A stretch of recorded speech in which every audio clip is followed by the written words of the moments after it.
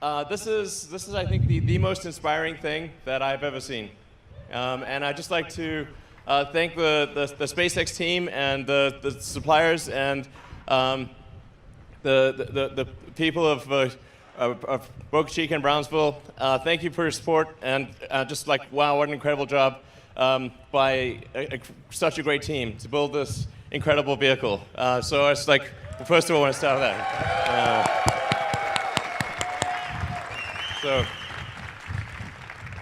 I'm just so proud to work with such a great team, and it's really ripping here, by the way. If you're watching this online, it is really windy. So the point of this presentation and this event is really there are two elements to it. One is to inspire the public, get people excited about our future in space, and get people fired up about the future. There are so many things to worry about, so many things to be concerned about. There are many troubles in the world, of course, and these are important, and we need to solve them. But we also need things that make us excited to be alive, that make us glad to wake up in the morning, and be fired up about the future and think, yeah, the future is going to be great. And this space exploration is one of those things. And becoming a spacefaring civilization, being out there among the stars, this is one of the things that I know makes me glad to be alive. I think it makes many people glad to be alive. It's one of the best things. And there's really, we're faced with a choice. Which future do you want? Do you want the future where we become a spacefaring civilization and are in many worlds and are out there among the stars, or one where we are forever confined to Earth? And I say it is the first. And I hope you agree with me. Yeah. So the critical breakthrough that's needed for us to become a spacefaring civilization is to make space travel like air travel.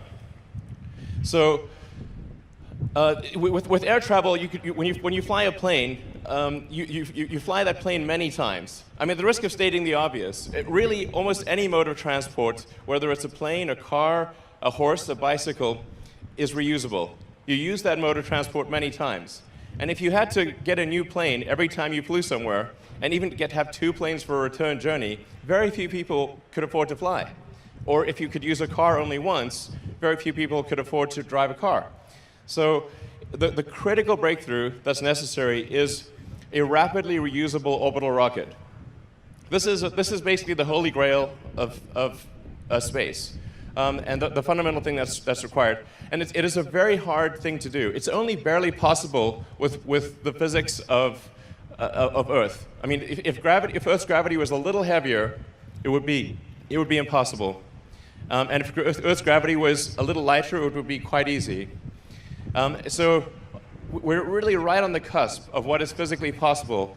So in order to create a rapidly reusable rocket and fully reusable orbital rocket, you have to have engines that have incredibly high specific impulse, that essentially are extremely efficient. You need to have a structure that is also incredibly mass efficient. And then that all needs to come back to the launch pad and be able to be refilled with propellant and flown again very quickly, just like an aircraft. So it's just because of the physics of Earth being quite a deep gravity well and having quite a thick atmosphere. This is a tough but not impossible thing. But it is the most fundamental thing. So with SpaceX, we started out 17 years ago, and the first rocket we designed was the Falcon 1, which was that guy right there. 3, 2, yeah. 1. Lift off.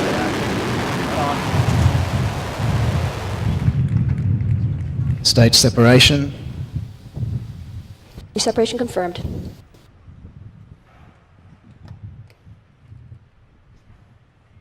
So Falcon 1, we thought, yeah. Good old Falcon 1. We started off, we were very naive. In fact, the reason it's September 28th was September. This is the 11th anniversary of the first time SpaceX reached orbit. So 11 years ago today, SpaceX made orbit for the first time.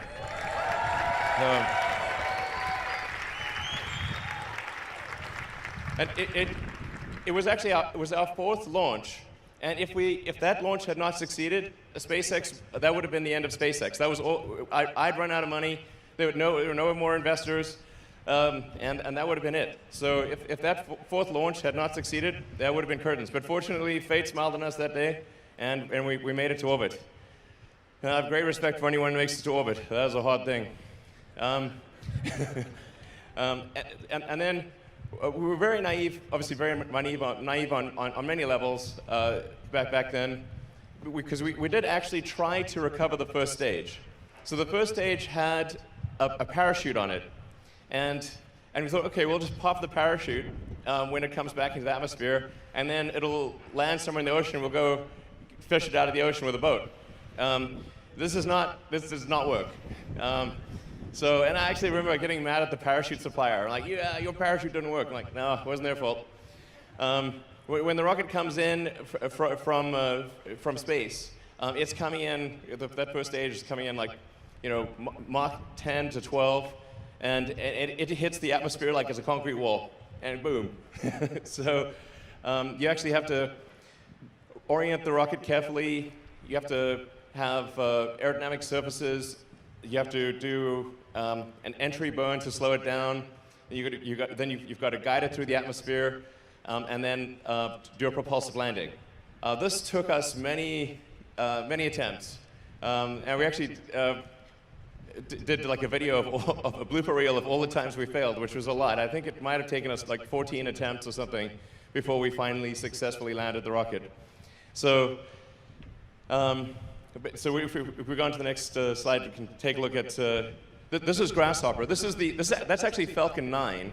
It's hard to tell the scale, but that's a Falcon 9 size booster with one engine, and big legs with giant shock absorbers, because we didn't know what the heck we were doing. Now, amazingly, Grasshopper had zero crashes. Grasshopper is still alive.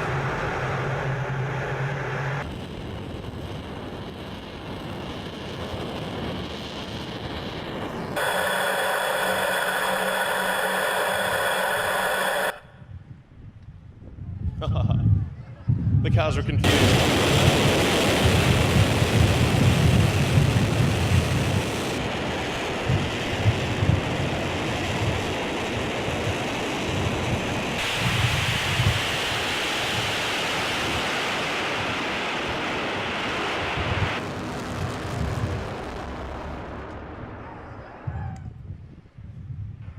Yeah. So they have Falcon 1. What you saw there was a Falcon 9 size vehicle, and then what's really kind of hard to grasp at a visceral level is that this giant ship will do the same thing that Grasshopper did. So this thing is going to take off, fly to 65,000 feet, about 20 kilometers, and come back and land in about 1 to 2 months. So that giant thing is really going to be pretty epic to see that thing take off and come back. And then hopefully, yeah.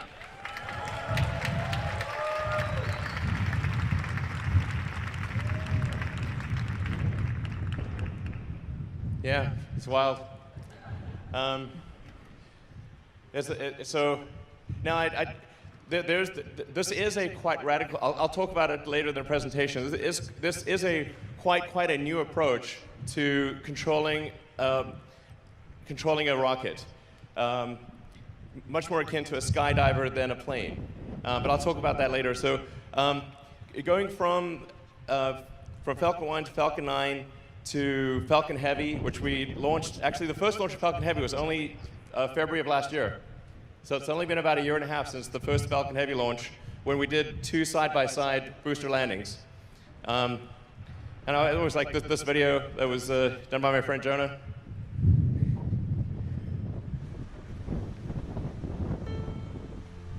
It's a god-awful small affair to the girl with the mousy hair, but her mummy is yelling no, and her daddy has told her to go, but her friend is nowhere to be seen. Now she walks through her sunken dream to the seat with the clearest view, and she's hooked to the silver screen. But the film is a sad thing for she's lived it 10 times or more. She could spit in the eyes of fools if they ask her to focus on sailors fighting in the dance hall. Oh man, look at those gay men go. It's the freakiest show. Take a look at the low man beating up the wrong guy. Oh man, wonder if you'll ever know who's in the best-selling show. Is there life on Mars?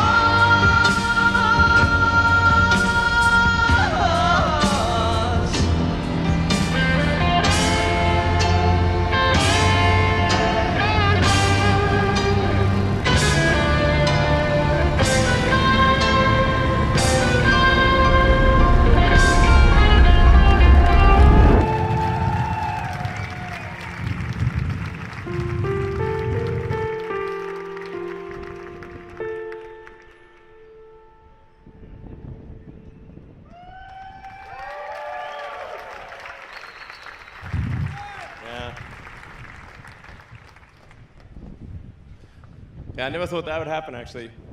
Glad that it did. Yeah.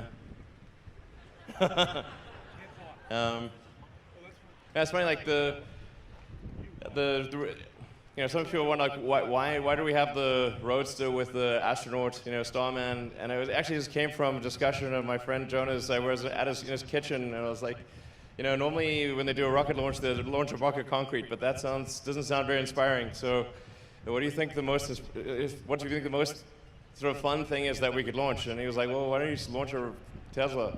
And that's a great idea. And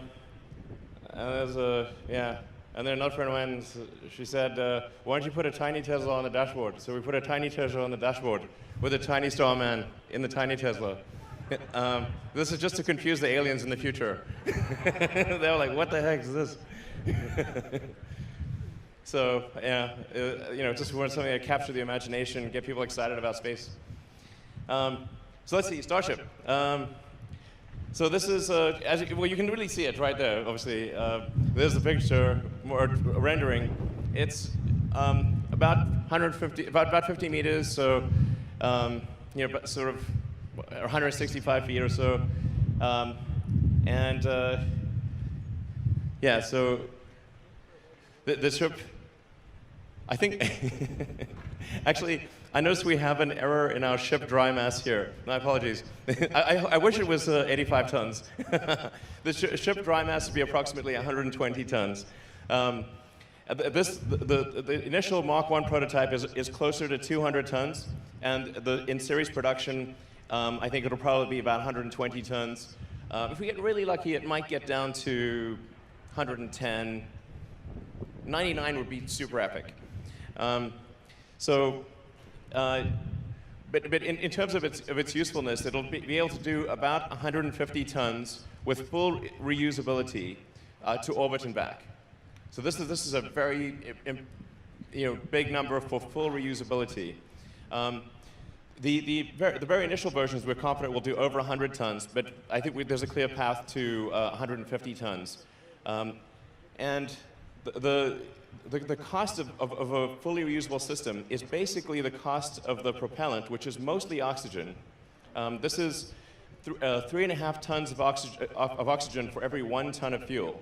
So one of the advantages of this architecture over the Falcon architecture is that we actually use more oxygen per unit of fuel rather than less. So Merlin, or the Falcon architecture, is about 2.5 tons of oxygen for every 1 ton of fuel. This is 3.5 tons of oxygen for every 1 ton of fuel. So when this ascends, it's really mostly liquid oxygen. Because when you get to vacuum, there's no air, basically. So, yeah. The next slide. So, yeah. So earlier I was talking about how Starship enters and how it's controlled. It's really quite different from anything else. It's really falling, and so we're doing a controlled fall. So with a rocket, you're actually trying to brake, as opposed to you're trying to create drag instead of lift. It's really the opposite of an aircraft. You want the most amount of drag that you can produce, and you want some lift, especially when you're in the upper atmosphere, mostly so that you can control the maximum heating rate. You want enough lift to keep yourself high in the low density portion of the atmosphere, so you can burn off velocity, and then. So you want, but then basically it goes like, if this is the Earth, it goes at about a 60 degree. My hand is the rocket. it's going at about 60 degrees. So when in orbit, you're actually going at around 25 times the speed of sound, horizontal to the ground. So this is a very important concept that is counterintuitive to our normal daily life. Being in orbit, being in 0G, is not about altitude, it's about velocity. How fast are you going horizontally? This doesn't, so when something's in orbit, it's zooming around the Earth so fast that the outward radial acceleration is equal to the inward acceleration of gravity, and then you have zero gravity. This is why you actually have zero gravity. The space station, people often think the space station is stationary, but it's actually going around the world at 25 times the speed of sound, or about 17,000 miles an hour. It always looks stationary in the pictures. And since there's no air, you don't have to have an aerodynamic structure. So you can be a totally crazy structure that doesn't look like it should be able to go 25 times the speed of sound, but it does. And you can only feel acceleration. You can't feel velocity. So people sometimes wonder, what does it feel like to go 25 times the speed of sound? Actually, it feels like nothing. Only accelerating to there feels like something. So Starship is coming in. If this platform is the Earth, it's coming in at hypersonic velocity like this, sort of at around a 60-degree angle. So it comes like this, and then starts falling, and then it just falls like a skydiver, and it's just controlling itself, and then it turns and lands like that. So that's incredibly elaborate explanation. And then you can get a sense for it. This is much better. There you go. See? Same thing. Look better with the hand? Okay. But it'll look totally nuts to see that thing land. Yeah. That would be crazy. Wow. Cool. So let's see. Talking about the Raptor engine. So the ship will have a total of 6 engines, 3 of the sea level variety of Raptor, and those are actually on the rocket right now. So we have the 3 sea level. In fact, that's a picture of just inside that skirt. That's what it looks like. So we've got the 3 sea level Raptor engines, and they gimbal, which means that the whole engine moves. So the way a rocket steers is by moving the entire engine. So whereas an aircraft engine is static, and you move by moving like the control surfaces, like the ailerons and rudder and elevator and flaps, the rocket, when the engines are powered, you move the entire engine to steer it.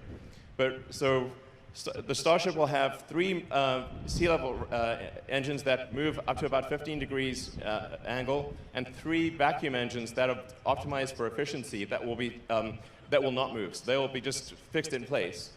And that allows us to have the biggest bell nozzle for the vacuum Raptor engines. Aspirationally, the target is a 380-second ISP for the vacuum engine. This is a very, in sort of space geek terms, this is like really a great number. And even for the steel engines to get over a 350-second ISP is also really great. So, oh, actually, yeah, sorry. I'm looking at the slide, you're not. So that's what I meant by it looks like that on the inside. Sorry, go back one slide. That's the inside of the Starship right now. So that's what it looks like in the base. All right, and then heat shield. So we've gone through various iterations of heat shield. There's a lot of ways to skin the cat here.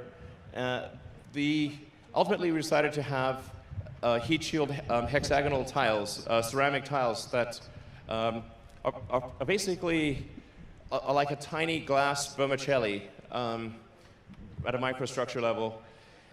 So very, very light, but very crack resistant, essentially glass tiles. And they're, because Starship is a steel construction, like at first it feels like, oh, it's steel. Does that mean it's heavy? No, actually it's the lightest construction. Steel is the best thing, I think the best thing about, best design decision on this whole thing is a 301 stainless steel. Because at cryogenic temperatures, a 301 stainless actually has about the same effective strength as an advanced composite or aluminum lithium. Unlike most steels, which get brittle at low temperature, 301 stainless gets much stronger.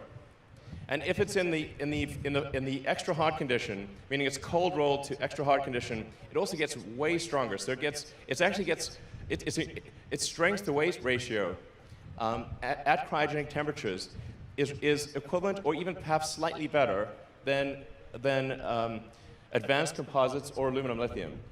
So this is not well appreciated, because if you just look at the materials manual and say, like, what is the strength of stainless steel, it looks much weaker than it is. You say, what is the strength at cryogenic temperature? Oh, much stronger. Or, at very low temperature, almost twice as strong. That's when it becomes better than carbon fiber or aluminum lithium.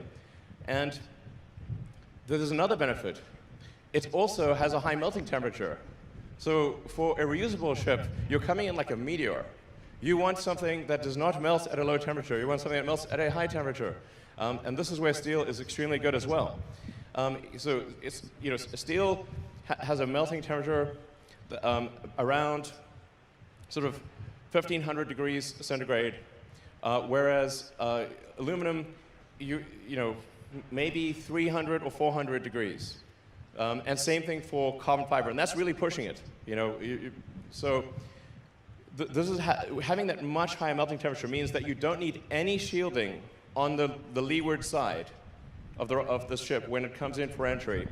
And the shielding you need on the windward side, the hot side, is massively reduced, because the thickness of the tile is actually, for a reusable system, is dependent on what back shell temperature, like how hot does the back of the tile that interfaces with the airframe get. And because the steel can take a much higher temperature, your heat shield, even on the windward side, is much lighter. The net effect is that a 301 stainless steel rocket is actually the lightest possible reusable architecture. Then it comes to cost. The carbon fiber we were using was $130 a ton. The steel is $2,500 a ton. Sorry. Yeah, 25.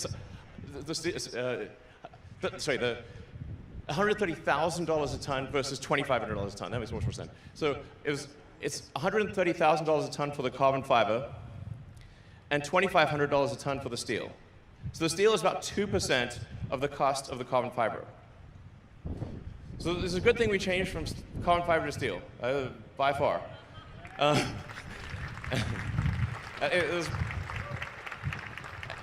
And very easy to weld stainless steel. The evidence being that we welded it outdoors without a factory. So, yeah.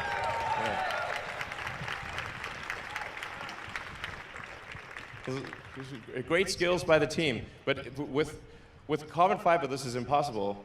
With aluminum lithium, also impossible.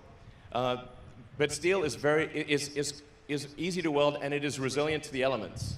And also, actually, as talking with Austin earlier, was saying, like on Mars, you can like cut that up, you can weld it, you can modify it, no problem. Yeah, that's a good point. You're out there on the moon or Mars. You want something that you can modify, that you can cut up and use for other things. That's like for sure a great thing. So anyway, steel. Obviously, I'm in love with steel. It's, it's time. I had to say it. So great. So let's see. Going on to the booster.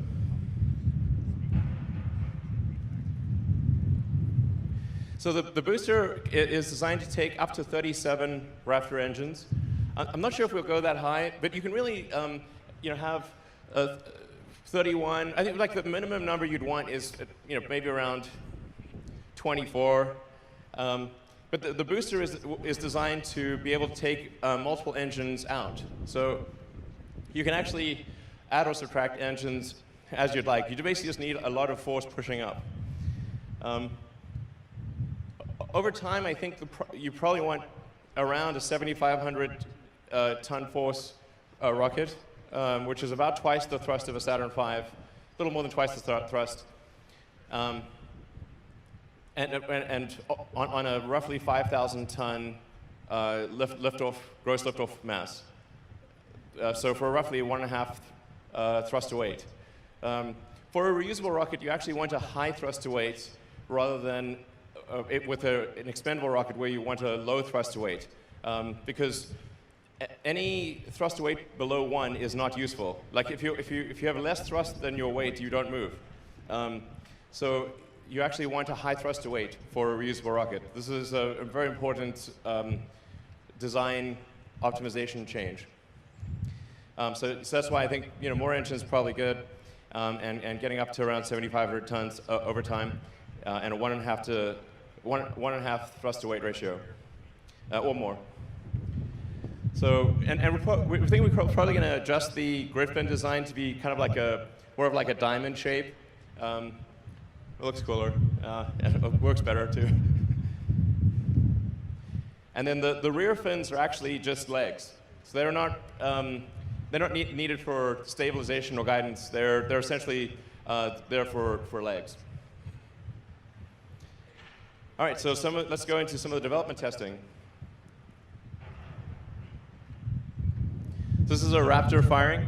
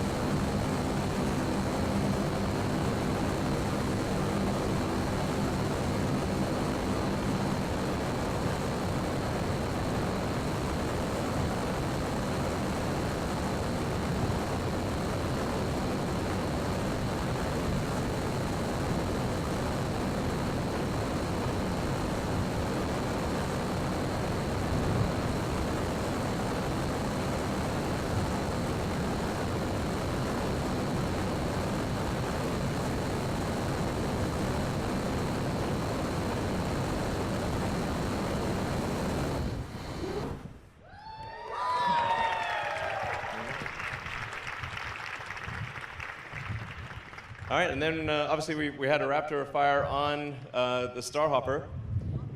Yeah. And it's kind of hard to see to appreciate scale, but it's the same diameter as the Starship, and obviously it's just right over there. So it's kind of hard to tell if it's the size of a trash can or how big it is. But it's about the body diameter is about 9 meters or 30 feet, not including the leg span.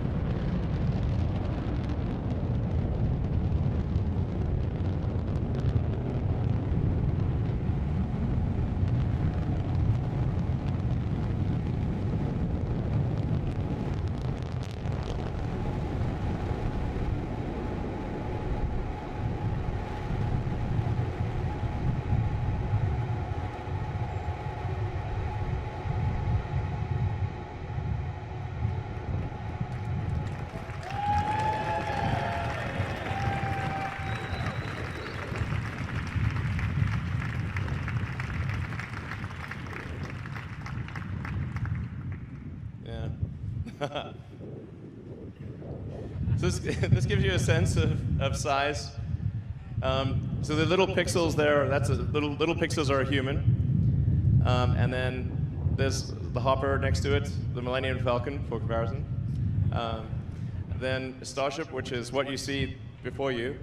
And then that's what it will look like with the full stack, which is almost 2.5 times as tall as this vehicle.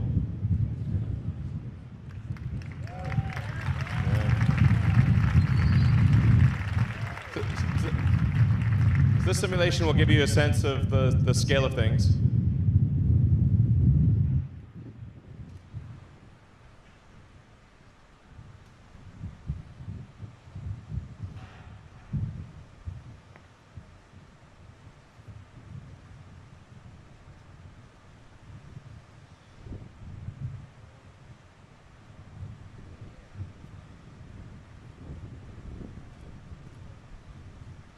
It slightly reminds me of the scene from Spaceballs.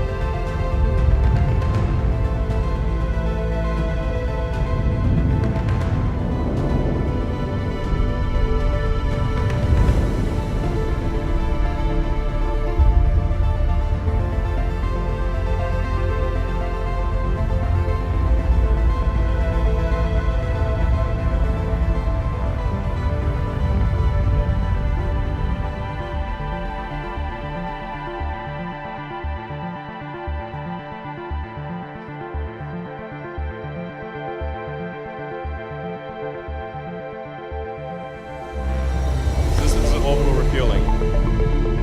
Orbital refueling is extremely important for getting to Mars and getting to the Moon. Or establishing a city, to establish a city or on the Moon or Mars. This is a vital step.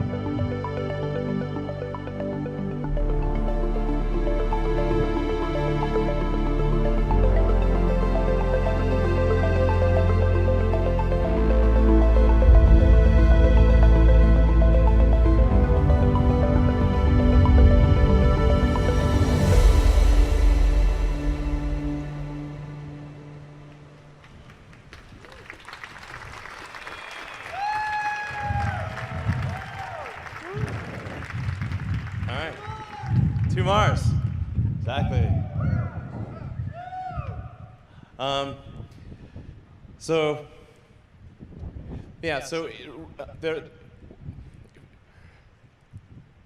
A rapidly reusable orbital launcher or rocket is, it says a rapidly reusable rocket is required for alliteration. For getting a breakthrough in cost of access to space, that you don't throw the rockets away every flight. But another key step is refilling on orbit, so that the Starship can get to orbit with, let's say, 150 tons of payload for the Moon or Mars or beyond, and then it can get tankered to fill up its propellant tanks, and so that it can depart from low Earth orbit with 1,200 tons of propellant. This is a very big thing, so that your delta velocity is enough to transport literally 150 tons to the surface of the Moon or Mars.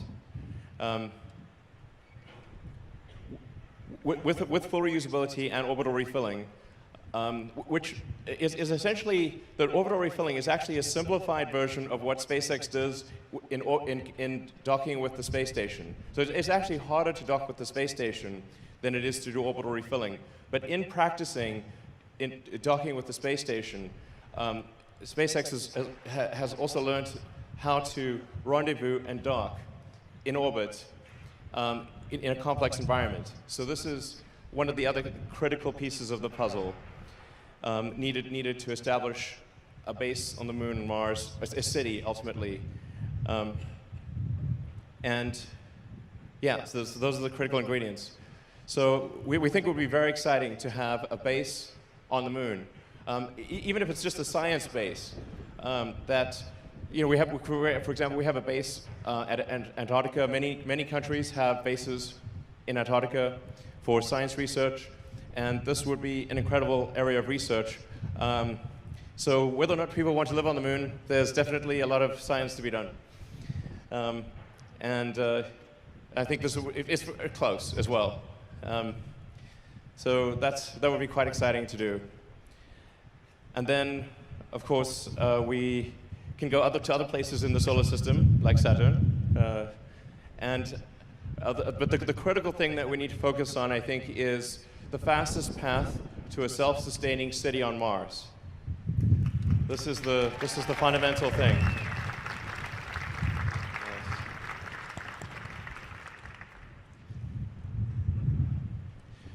You know, as far as we know, we are the only consciousness or the only life that's out there. There might be other life, but we've seen no signs of it. You know, people often ask me, what do you know about the aliens and that? You know, I'm like, man, I tell you, I'm pretty sure I'd know. You know, if there were aliens, I have not seen any sign of aliens. So they're like, well, is the military hiding aliens in Area 51 or something? You know, that's a popular meme. Well, let me tell you, the fastest way to increase defense funding would be to bring out, like, hey, we found an alien. People are like, more money for defense, definitely. This is guaranteed. That would be like on display in 2 seconds. So, the reality is, as far as we know, this is the only place, at least in this part of the galaxy or in the Milky Way, where there is consciousness. And it's taken a long time for us to get to this point. You know, according to the geological records, Earth's been around for about 4.5 billion years, although it was mostly molten magma for about 500 million years. So, but still, several billion years with at least bacterial life and multicellular life for several hundred million years. But here's the interesting part, like, the sun is gradually getting hotter and bigger. And over time, even in the absence of global warming, man-made stuff, the sun will expand and it will overheat the Earth. My guess is probably, this is on human time scales, this is a long time, but there's only, you know, several hundred million years left. That's all we got, okay? Several hundred million years. But thought of from an evolutionary standpoint, basically, if it took an extra 10% longer for conscious life to evolve on Earth, it wouldn't evolve at all, because it would have been incinerated by the sun. So what I'm saying is that it appears that consciousness is a very rare and precious thing, and we should take whatever steps we can to preserve the light of consciousness. And the window has been open. Only now, after 4.5 billion years, is that window open. That's a long time to wait, and it might not stay open for long. I'm pretty optimistic by nature, but there's some chance that window will not be open for long. And I think we should become a multi-planet civilization while that window is open. And if we do, I think the probable outcome for Earth is even better, because then, you know, Mars could help Earth one day. You know, and so I think we should really do our very best to become a multi-planet species and to extend consciousness beyond Earth, and we should do it now. Thank you. Thank you.